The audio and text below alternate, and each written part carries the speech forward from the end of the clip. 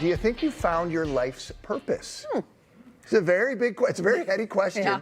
It could be overwhelming to think about. Our next guest, though, says it's what motivates you, right? What makes you get out of the bed in the morning? Laura King gives one-on-one coaching about finding your purpose, and she's here to break it down for us. Hi, Laura. Welcome. Hello. Well, I would insert myself right away. It's not finding your purpose, it's pursuing.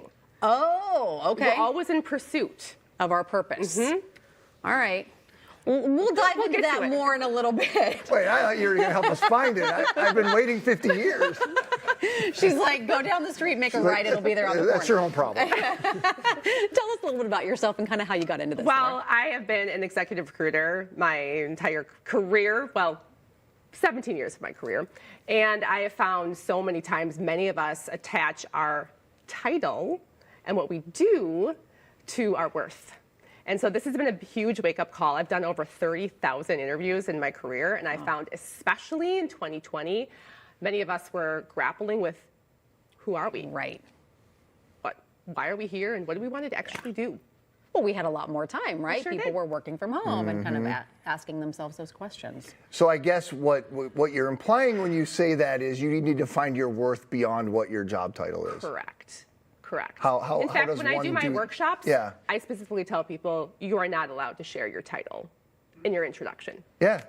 Who are you? Well, I think that's a great way to start. In fact, you joke about having a conversation with someone and somebody you just met, and the first thing that comes up, oh, what do you do? And I'm like, that's the least interesting thing, right? So that's what you're talking about. But it is a fallback question that so many people have when they're meeting someone for the first time. We've been conditioned as a culture, right? Yeah. And so I'm trying to change that and see how multifaceted you are. Like a job is something that you do, it's not who you are. Yeah. So how do we find, right? Like what makes us happy? Because I think a lot of people, I mean, listen, I'm a mom, I'm a journalist, I'm a wife, I'm a taxi. Like those are the things that I do. I feel like in this really hurried life that we're living right now, when you ask me what my hobbies are, I'm like, I don't really know. And that's kind of where you're going with people, right? Like what brings you joy? Yes, I get joy out of feeding my children dinner at night and preparing that for them, whatever, but like that's not really about me. So a question you could ask yourself is what gives you energy and what drains your energy?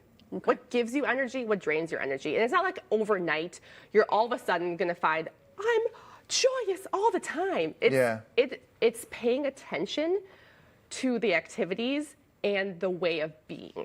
So much of what I talk about is less about doing and more about being. And when you can be, like right now we're present with each other, right? I'm not thinking about my to-do list or what I'm doing later. I'm here with you and I'm bringing my full presence. I mean, it goes back to that, like your presence is your best present. Yeah. So the going back to a little more specific into a purpose and what motivates you to, what motivates you, period. It's a big purpose isn't. Yes. Well, I like the point that purpose it's not always a source of joy. It could be something that's painful that gives you a purpose. Yes, this I'm is so important glad. work for people. We know people who've lost someone in their lives or they've had something really rotten happen to them. They have found purpose in that. So a good clue is to look at the most painful things that you've walked through in your life. What have been some of the things that have just brought you to your knees? And that can give you a clue as to the people that you really want to serve. So in one of my workshops, this woman had this huge aha moment that she was there to, like, her painful divorce. She's like, I want to help other people navigate that because it brought me to my knees. And if I can help someone else, like that gives me so much fulfillment, joy, satisfaction, knowing that I'm helping someone else go through perhaps, a really difficult time and I can hold their hand through it. She left my workshop in 30 days. She launched a podcast, she created a course, and she built a website. Well, she had something that was fueling her. She had that fire inside of her in that moment, but it took your class. An aha moment. Yeah, and that aha moment to recognize it. Yes, I love Oprah, and so Oprah's like, the aha moments. I live for other people's aha moments. When it just clicks. Yeah. Yeah. So how do people find what makes them come alive, right? I mean, how do you do that? What makes you come alive? Thinking about again, going back to the energy question, if you can think about times in your day where you feel more vibrant, more whole, more energy, like I could do this. It's similar to, have you heard flow? Like when you're in flow, it's like, gosh, you just lose track of time. Yeah.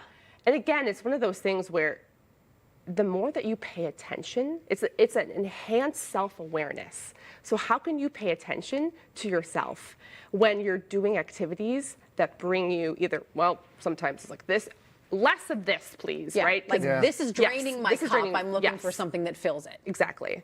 Okay. Exactly. Okay. So pay attention to your energy level. Yeah. And I do like another point that you brought up is that your purpose can change And because you change, right? Life changes. Life My changes. purpose when I was 21 was awesome. But my purpose when I was 21 is a lot different than it was when you're 50. Yes. Yes, and I think it's on the screen, but I can't take credit for these. I went to a workshop. I've gone to lots of personal development myself, but we all have these needs, whether it's certainty, uncertainty, significance, love, contribution. What you're optimizing for when you're 21 is going to be different than what you're optimizing for when you're 41. And knowing that that's okay. It's okay. You're going to evolve, therefore your purpose can evolve with you. Good stuff. I love it. Yeah. You've given us something to think about. Well, I don't know about you, me. I'm going to be paying attention to what fills my cup and what drains my cup. Enhanced awareness. And you're going to hear all about it every day. Great. That's we my work purpose. together. My purpose is to make you look good. Laura, we'll post a link to your website. Thank you so much for coming on today. Thank you so much. Nice for to It meet was you. a lot of fun. You can sign up for Laura's weekly inspirational emails by going there. It'll be at minnesotalive.com for you.